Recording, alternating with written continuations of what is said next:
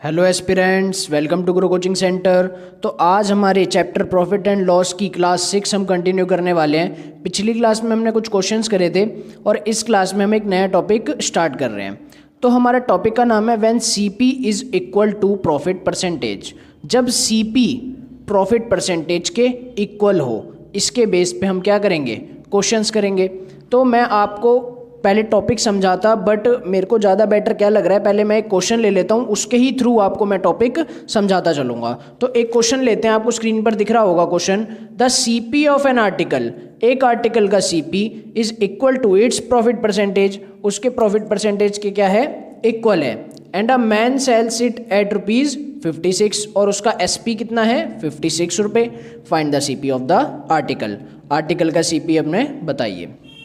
तो क्वेश्चन देखेंगे, जब भी याद रखना, जब सीपी प्रॉफिट परसेंटेज के इक्वल होगा तो हमें ना ही सीपी पता है, हमें ना ही प्रॉफिट परसेंटेज पता है। तो हम यहाँ पर लिखते हैं लेट सीपी। सीपी को लेट करते हुए हम लिखते हैं कि सीपी को हमने कितना मान लिया, एक्स मान लिया। अगर ये कह रहा है कि सीपी इक्वल है प्रॉफिट परसेंटेज के, तो प्रॉफिट परसेंटेज कितनी होगी, प्रॉफिट परसेंटेज भी कितनी होगी, x%। क्या मैं कुछ गलत कह रहा हूँ? नहीं, एकदम सही कह रहे हो सर। अगर सीपी x है तो प्रॉफिट भी x% होगा, क्योंकि इसने साफ साफ अपने मुंह से बोला है CP equal to profit percentage.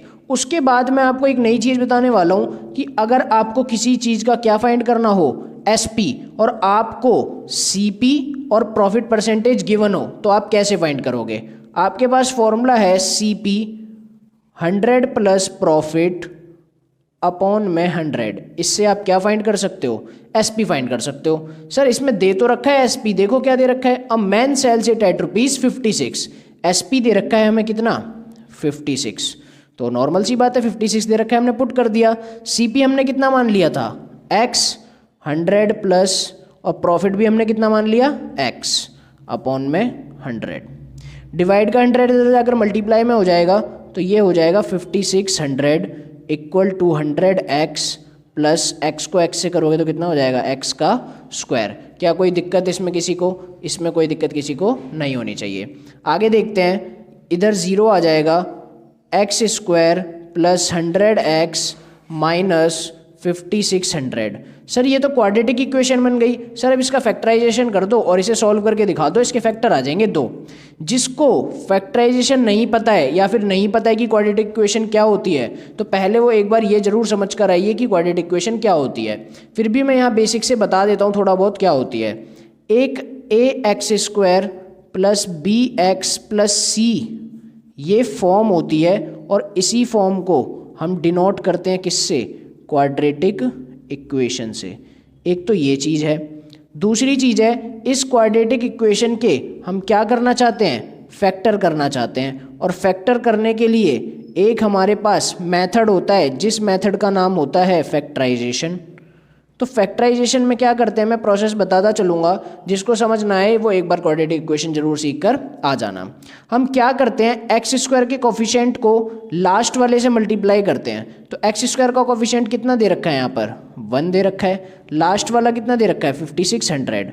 तो हमारा आंसर कितना आया, 5600।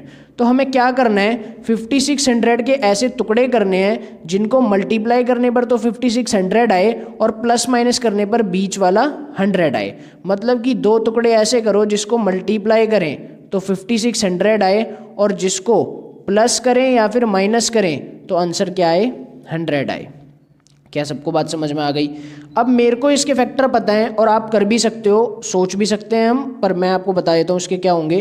एक्स स्क्वायर प्लस, अगर आप बताओ 140 को 40 में मल्टीप्लाई करोगे तो हमारा कितना आ जाएगा, 5600, और 140 में से 40 घटाओगे तो हमारा कितना आ जाएगा, 100। सर घटा क्यों रहे हो? क्योंकि इसमें मैंने लिखा था प्लस भी कर सकते हैं और माइनस भी कर सकते हैं। तो सर हमें फैक्टर मिल गए, अब आप लगा दो जल्दी से। एक्स स्क्वायर प्लस, अब 100 को मैं क्या लिख सकता हूँ फैक्टर में, 140 माइनस 40, तो 140 माइनस 40 माइनस 5600, यहाँ एक्स भी लगा देना। 0 equal to x square plus 140 को एक्स से करूँगा तो 140x माइनस 40 को एक्स से करूँगा तो 40x माइनस 5600। इसके आगे फैक्टर करने के लिए हमें अगली लाइन पे जाना पड़ेगा। तो नेक्स्ट लाइन देखते हैं यहाँ पर क्या होगी। इस चीज़ को एक बार दोबारा से यहाँ पर उतार लेते हैं। X square plus 140x minus 40x minus 5600। हमें अगली बारी में क्या करना होता है, हमें शुरुआत के दो में से और लास्ट के दो में से कॉमन लेना होता है। तो शुरुआत के दो में अगर देखोगे तो सिर्फ x कॉमन आ रहा है, तो अगर हम x कॉमन ले लेते हैं तो अंदर क्या बचेगा, x प्लस 140, और इसमें से क्या कॉमन आ रहा है, इसमें से कॉमन आ रहा है माइनस 40, तो माइनस 40 कॉमन ले लिया तो अंदर बच जाएगा x प्लस 140। क्यों, minus plus minus, minus plus minus. अब देखो जो दो बार लिखा हुआ है same x plus 140, x plus 140, इसको एक बार लिख लो तो x प्लस 140, और जो ये x है और ये माइनस 40 है इसे एक बार लिख लो x माइनस 40। दोनों को ही 0 के बराबर रखोगे तो एक बार x की वैल्यू आएगी माइनस 140 और एक बार x की वैल्यू आएगी 40। माइनस वाले को हम क्या कर देंगे, रिजेक्ट कर देंगे, क्योंकि कभी भी हमारा कॉस्ट प्राइस माइनस में नहीं हो सकता, और जो बचा होगा वही हमारा क्या हो जाएगा, आंसर हो जाएगा। तो हमने जो ये x की वैल्यू निकाली है, हमने x को क्या माना था, CP माना था, और हमारी x की वैल्यू कितनी आ गई, 40 आ गई, मतलब हमारा क्या निकल के आ गया, CP निकल के आ गया। और इसने यही बोला था find the CP of the article, तो हमारा 40 आंसर आ गया। सर एक बात समझ नहीं आई, क्या इतना बड़ा क्वेश्चन करेंगे क्या हम पेपर में? पेपर में अगर गलती से क्वेश्चन ये आ गया तो सर इतना टाइम लगाएंगे क्या? क्वाड्रेटिक इक्वेशन बनाएंगे, फैक्टराइजेशन करेंगे, उसके फैक्टर करेंगे, फिर रिजेक्ट करेंगे, फिर CP निकलेगा क्या सर जाके? अरे नहीं बच्चों, ये तो मैंने करा दिया, मैंने ये कराया मैंने आपको लॉन्ग मेथड। देखो एक बात है, जैसे मान लो आपके पास दो रास्ते हैं, एक रास्ता पत्थर वाला है और एक रास्ता बिना पत्थर वाला है, तो मेरे को ये बताओ अगर आप बिना पत्थर वाले रास्ते पर जाना चाहते हो तो आपको पता होना चाहिए ना कि दूसरे रास्ते पे पत्थर बिछे हुए हैं, तो हमको इस रास्ते से जाना चाहिए। तो ऐसे ही आपको लॉन्ग मेथड भी पता होना चाहिए और शॉर्ट मेथड भी पता होना चाहिए। जब आपको ये पता होगा कि भाई उस मेथड से ये इतना लॉन्ग जाएगा तभी तो आप शॉर्ट मेथड को चूज करोगे। तो पहले अभी मैंने आपको जो ये बताया पूरा का पूरा, ये है लॉन्ग मेथड। ये जो इतना बड़ा मैंने आपको करवाया है इसका 2 लाइन में आंसर आएगा मात्र। चाहे तो मैं आपको डायरेक्ट वो बता सकता था, यूट्यूब पे वीडियो बनाता direct trick of when CP is equal to profit percentage, और डायरेक्ट आपको वो बता देता। नहीं बच्चों, ये पहले मैं आपको लॉन्ग बताऊंगा फिर शॉर्ट बताऊंगा। तो देखो ये आपने लॉन्ग सीख लिया, अब इसी का शॉर्ट सीखते हैं इसके बगल में। और यहाँ मैं लिख देता हूँ कि ये जो मैंने आपको पूरा का पूरा बताया है ये कौन सा मेथड है हमारा, लॉन्ग मेथड। याद रखना, और आपको इसके नोट्स पूरे के पूरे डिस्क्रिप्शन में मिल जाएंगे, तो आप वहाँ से कलेक्ट कर लेना। अब करते हैं इसका शॉर्ट मेथड। शॉर्ट मेथड देखते हैं क्या है, तो इसका शॉर्ट मेथड यहीं कर लेते हैं।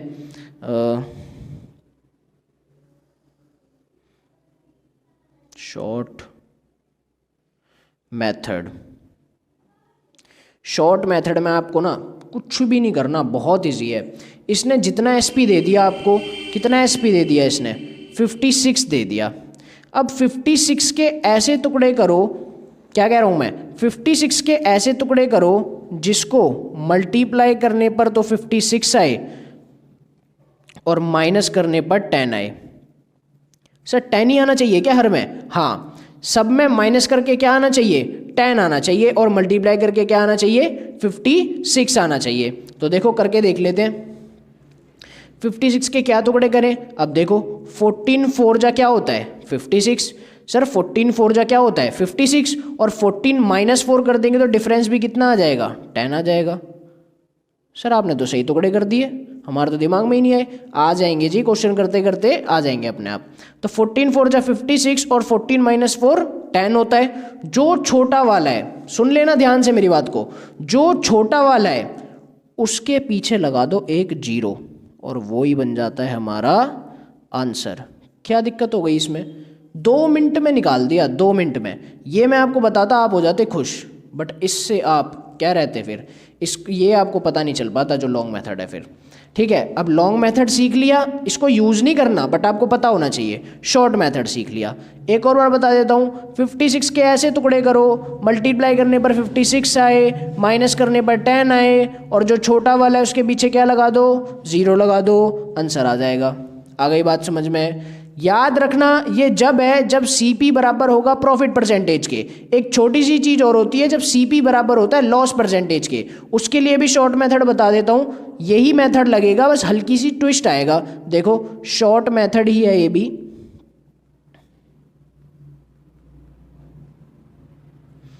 ये वाला है जब CP बराबर होता है प्रॉफिट परसेंटेज के, और ये वाला है जब CP बराबर होता है लॉस परसेंटेज के। इसमें भी वही है, A मल्टीप्लाई B कर जो नंबर हमारे पास है मतलब SP आना चाहिए, और A प्लस B कर 10 आना चाहिए। बस अलग क्या है इसमें, प्रॉफिट वाले में माइनस करके 10 आना चाहिए और लॉस वाले में प्लस करके 10 आना चाहिए। क्या सबको बात आ गई समझ में? शॉर्ट मेथड क्लियर है। अब नेक्स्ट क्वेश्चन करते हैं अपने शॉर्ट मेथड से और देखते हैं बनता है कि नहीं बनता। क्वेश्चन कह रहा है the CP of an article is equal to its profit percentage. पहली बात तो जो ये क्वेश्चन है वो वाला है CP जब बराबर होती है प्रॉफिट परसेंटेज के। अब man sells it at ₹144, SP दे दिया सर हमें 144। अब कह रहा है find the CP of article, article का CP बताओ। तो सर नॉर्मल सी बात है 144 के ऐसे टुकड़े करने पड़ेंगे जिनको मल्टीप्लाई करने पर तो हमको 144 मिले, लेकिन माइनस करने पर क्या मिले, 10 मिले। तो जल्दी से सोचिए अपने मन में क्या टुकड़े हो सकते हैं। तो इसके टुकड़े देखो क्या बन सकते हैं, 12 तो होगा नहीं क्योंकि माइनस करने पर 10 नहीं आएगा। तो इसके टुकड़े बनेंगे 18 और 8। करके देख लेना चाहें, 18 8 को मल्टीप्लाई करोगे तो 144 मिलेगा, और 18 को 8 में से माइनस करोगे तो 10 मिलेगा। सर आपने अभी बताया है छोटे वाले के पीछे क्या लगाना है, 0 लगा देना है, वही हमारा क्या हो जाएगा, आंसर हो जाएगा। आ गई बात समझ में, यही हमारा आंसर है 80। और जो शॉर्ट मेथड मैंने आपको लॉस परसेंटेज वाला बताया था उसका भी एक क्वेश्चन करा देता हूँ। उसमें हल्की सी एक बदलाव और है, एक क्वेश्चन कर लो, देखो कंफ्यूज मत होना। एक क्वेश्चन हम लॉस परसेंटेज वाला कर लेते हैं, जब समझ में ना आए तो बताना। तो देखो नेक्स्ट क्वेश्चन देखना क्या लिखा हुआ है, the CP of an article is equal to its loss percent. अब जो हम क्वेश्चन करने वाले हैं तीसरा, वो जो हमारा क्वेश्चन है वो उसका है जब CP बराबर होता है किसके, लॉस परसेंट के। तो जब लॉस परसेंट के बराबर है तो इसने बोला सेल्स इट एट 24, इसका SP दे दिया 24। सर आपने अभी बताया है मेरे को, देखो नीचे लिखा होगा कि मल्टीप्लाई करने पर तो नंबर आना चाहिए और प्लस करने पर 10 आना चाहिए। तो 24 के ऐसे कौन से फैक्टर हैं जिनको मल्टीप्लाई करने पर 24 आए और प्लस करने पर 10 आए? तो हमें साफ साफ पता है 6 और 4, प्लस करोगे तो 10 आएगा, मल्टीप्लाई करोगे तो 24 आएगा। इसमें एक छोटी सी चीज़ और अलग करनी है, दोनों नंबर्स के पीछे 0 लगाना है और ये दोनों ही नंबर्स हमारे क्या बन जाएंगे, आंसर बन जाएंगे। मतलब कि इसके 2 आंसर्स आएंगे, लॉस परसेंटेज वाले में दोनों के पीछे 0 लगाना है और प्रॉफिट परसेंटेज वाले में छोटे नंबर के पीछे 0 लगाना है। आ गई बात समझ में? चले नेक्स्ट क्वेश्चन। सर एक क्वेश्चन और बता दो, लॉस परसेंटेज का मजा नहीं आया है एक में, तो एक और सुन लो। The CP of an article is equal to its loss percent. दोबारा से जो हमारे पास क्वेश्चन आया है वो लॉस परसेंटेज का आया है, ठीक है। तो हम कर लेते हैं CP equal to loss percentage. फिर कह रहा है the shopkeeper sells it at ₹16। अब की बार जो शॉपकीपर है उसने 16 रुपये में सेल किया है, तो SP किसके बराबर हो जाएगा, 16 के बराबर। फिर कह रहा है फाइंड द CP। तो सर 16 के ऐसे टुकड़े करो तो मल्टीप्लाई करने पर तो 16 आए और प्लस करने पर 10 आए। तो हमें साफ साफ पता है 8 2 जा 16, प्लस करोगे तो 10 आएगा, मल्टीप्लाई करोगे तो 16 आएगा। सर दोनों के पीछे 0 लगाने होते हैं तो लगा दो, दोनों ही हमारे क्या बन जाएंगे, आंसर बन जाएंगे। आ गई बात समझ में? चले नेक्स्ट क्वेश्चन। तो नेक्स्ट क्वेश्चन देखते हैं। अब नेक्स्ट क्वेश्चन थोड़ी सी अलग चालू हो रहे हैं, मतलब है तो यही चीज़ बट हल्के सा ट्विस्ट डाल के, मसाला डाल के देगा।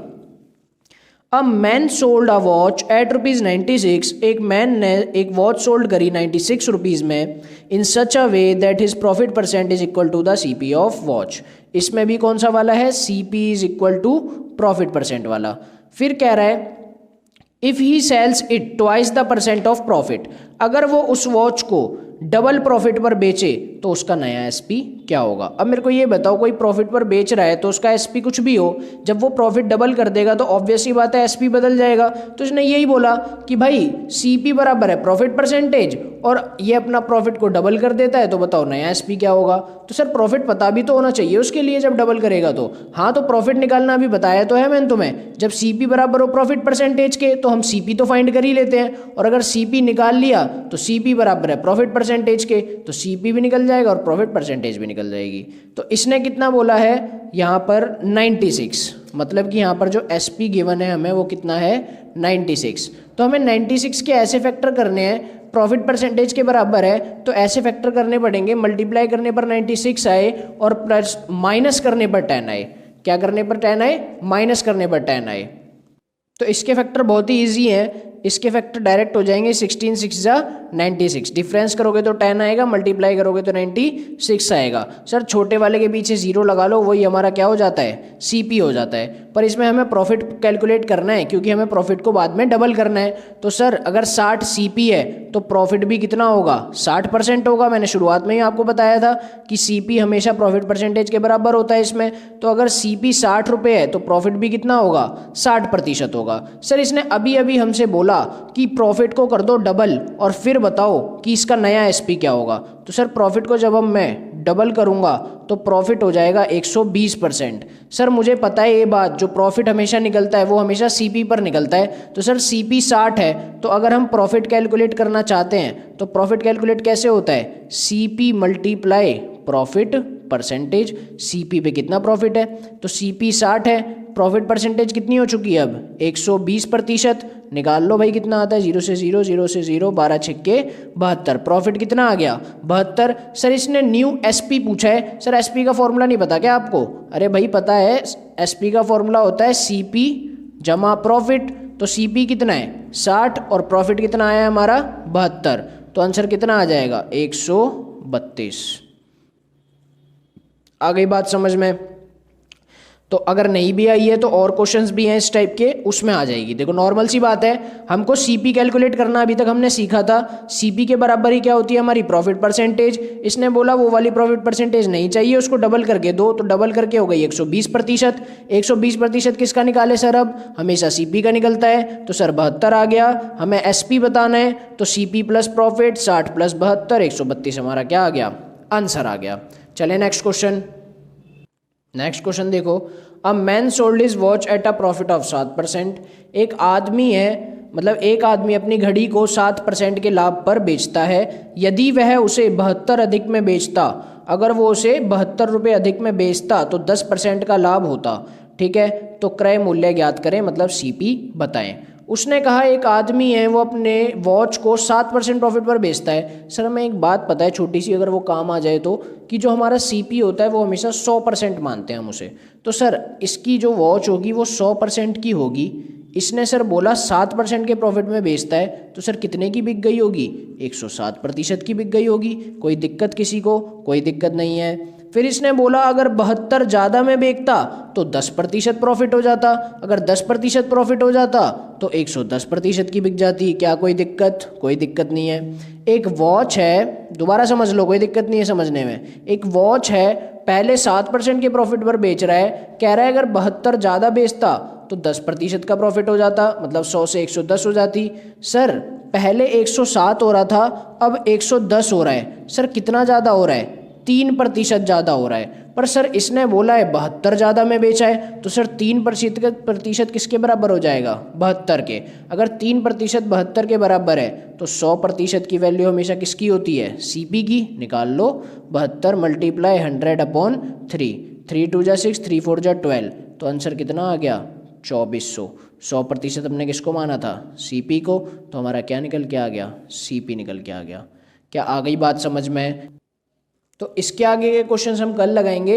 आज के लिए इतना ही है। So stay tuned for next class and subscribe Guru coaching centre.